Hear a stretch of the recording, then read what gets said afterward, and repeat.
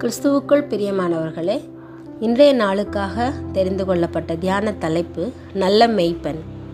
வேத பகுதி பரிசுத்த யோவான் எழுதின நற்செய்தி நூல் 10ஆம் அதிகாரம் 4ஆம் வசனம்.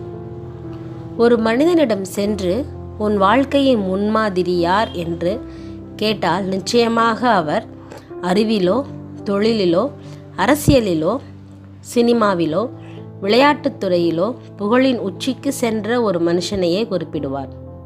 அதனை அவர்கள் அந்த முன்மாதிரிகளின் புகைப்படங்களை வீட்டிலோ, தங்கள் சட்டை பைகளிலோ அல்லது அவர்கள் கூறிய கருத்துக்களை மனப்பாடம் செய்து கொண்டோ வெளிப்படுத்துவார்கள். ஒரு சிலர் அவர்களை நேரில் கூட பார்த்திருக்க மாட்டார்கள்.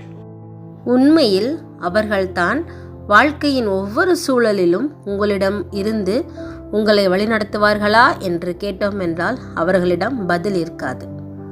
நமக்கு ஆலோசனை கொடுக்க எத்தனையோ பேர் இருக்கலாம். ஆனால் செல்லும் வழியில் தடுமாறும் போது நம்மை தூக்கிவிடுவது யார்? அது நானே நல்ல மேய்ப்பன் என்று சொல்லி எப்போதுமே நம்மை கண்காணித்து கொண்டிருக்கின்ற நம்முடைய கர்த்தராகிய இயேசு கிறிஸ்து மட்டுமே என்பதில் சந்தேகமே இல்லை.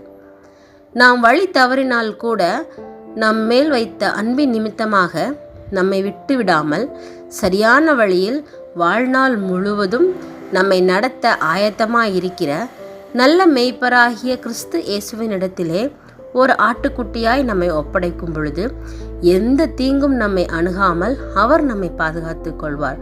இப்படிப்பட்ட கிருபைகளை தேவன் நம்முடைய வாழ்வில் நமக்கு கொடுக்க நம்மை நாமே ஒரு ஆட்டுக்குட்டியாய் தேவனிடத்தில் ஒப்படைப்போமாக. ஆமேன்.